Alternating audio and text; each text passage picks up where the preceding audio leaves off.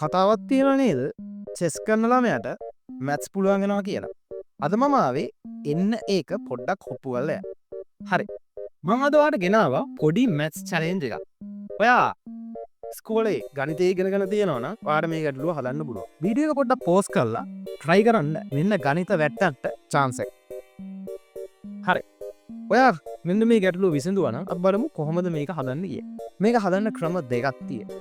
පළවෙනි ක්‍රමය තමයි මෙන්න මේකේ වර්ගය ගන්නවා, මේකේ වර්ගය ගන්නවා, මේකේ වර්ගය අඩු කරමු. 76 76න් වැඩි කරාම 76 වර්ගය එනවා. 6 රත් 6 36යි 3ක් ඉතුරුයි. 6 රක් 7 46 5776ක් කියලා. ඊළඟට අපි 24 වර්ගය ගමු. 24 වැඩි කරලා අපිට පුළුවන් වර්ගය ගන්න. 4 වරක් 4 16න් 6යි 376ක් කියලා.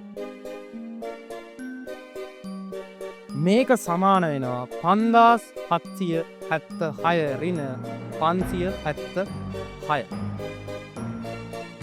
දැන් මේකේ උත්තරය අපිට එනවා 6න් 6ක් බිංදුවයි 7න් 7ක් බිංදුවයි 7න් 5ක් 2යි 5න් බිංදුවක් 5යි 5200ක් කියලා. අපලෝ මේක හදන්න ලේසි ක්‍රමයක් තියනවාද කියලා. හරි. දැන් ඔය මේ විදිහට ගැටලුව හදන්නේ ගැටලුව දැක්ක ගම මේක විසඳන්න try කරන අය. ඒ කියන්නේ මෙයා ගැටලුව පිළිබඳ කිසි දෙයක් හිතන්නේ නැහැ. මෙයා කෙලින්ම ගැටලුවට බහැලා පිස්සුවෙන් වගේ ගැටලුව විසඳන්න try කරනවා.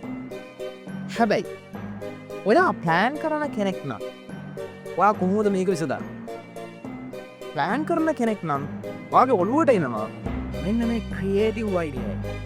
අපි ගන්න දෙයක් තමයි A වර්ගයේ ඍණ B වර්ගය සමානයි A ධන B. A ඍණ B. මෙන්න මේක තියෙනවා. එතකොට මේක කොහොමද මේකට දාගන්නේ? මේ තියෙන A වර්ගය නම් මේ තියෙන B වර්ගය නම් A ධන B A ඍණ B.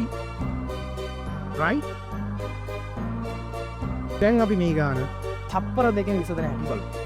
76 වර්ගයේ ඍණ 24 වර්ගය සමානයි 76 ධන 24 76 ඍණ 24 වේ. දැන් මේක හදනකොට 76 24 අපි දන්නවා 100යි කියලා. 76න් 24ක් ගියාම 6න් 4ක් 2යි 7න් 2ක් 5යි 52යි. දැන් බලන්න ඕනම සංඛ්‍යාවක් 100න් වැඩි කරන්න හරිම ලේසියි. බිංදු දෙකක් දාන්න විතරයි තියෙන්නේ 5200යි. මේකද ලේසි? කලින් විදියද ලේසි? මේකයි ලේසි. අපි හැමෝම දන්න දෙයක් තමයි චෙස් කරන කෙනාගේ ප්ලෑනින් ස්කිල් එක. ඒ වගේම ක්‍රියේටිව් ස්කිල් එක වැඩි වෙනවා කියලා. ක්‍රියේටිවිටි සහ ප්ලෑනින් කියන දෙක වැඩි වුණාම මේ වගේ ගැටලුවක් විසඳන එක එයාට එච්චර අමාරු දෙයක් නෙමෙයි. එයාගේ නියුරෝන්ස් මේ වගේ ගැටලු විසඳන්න ට්‍රේන් වෙලා තියෙනවා.